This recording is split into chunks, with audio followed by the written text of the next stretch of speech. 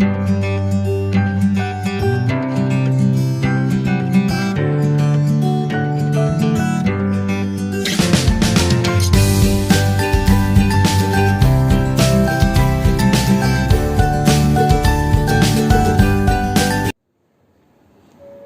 मित्रों, आप सभी का हमारे वीडियो चैनल में हार्दिक स्वागत है।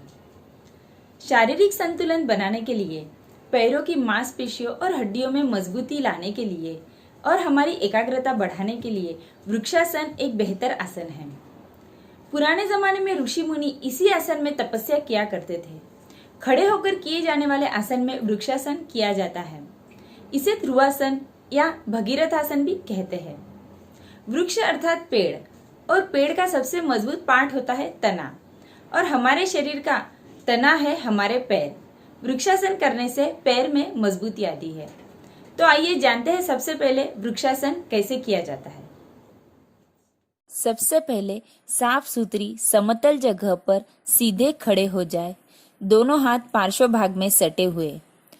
अब लेफ्ट पैर को उठाकर राइट पैर के थाइस पर इस तरह लगाए कि एड़ी ऊपर की ओर हो और पंजा नीचे की ओर हो, स्पाइन सीधी रहे।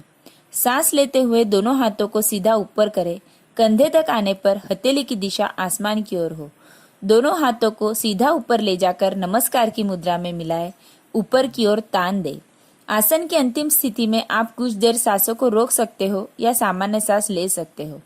धीरे धीरे सांस छोड़ते हुए हाथों को नीचे की ओर लाए। अब यही प्रक्रिया राइट पैर से करें। आप आंखें बंद रख सकते हैं या किसी एक बिंदु पर स्थिर रख सकते हैं। चेहरे पर तनाव रहित प्रसन्नता रखें।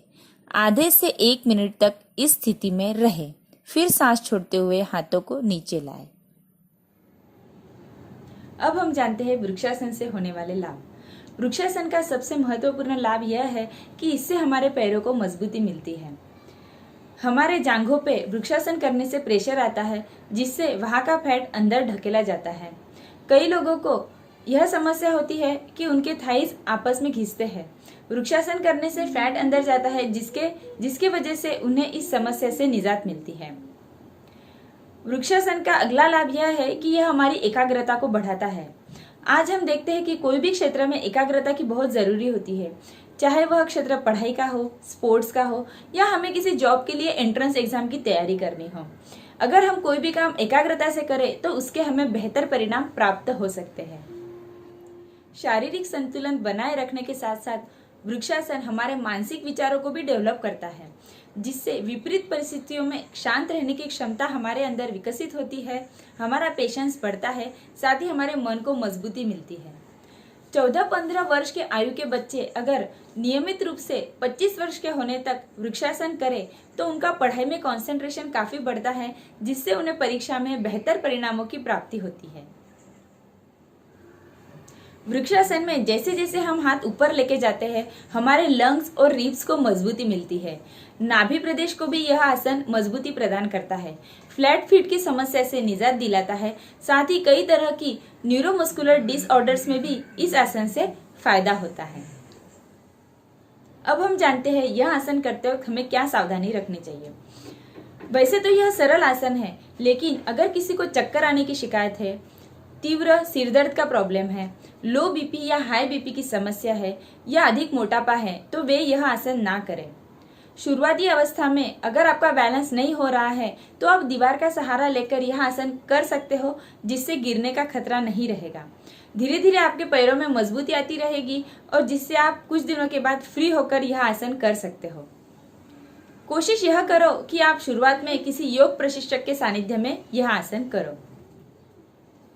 दोस्तों, वृक्ष जैसे आंधी तूफान में भी अडिग स्थिर रहता है, वैसे ही हमें हर कठिन परिस्थितियों में अडिग रहते हुए डटकर उसका मुकाबला करना चाहिए। यह सीख हमें वृक्षासन से मिलती है। साथ ही हमारा कंसंट्रेशन बढ़ता है, जिससे हम हमारे लक्ष्य को आसानी से पा सकते हैं। अगर यह वीडियो आपको उपयोगी लगता है तो इसे अपने मित्र परिवार के साथ जरूर शेयर करें।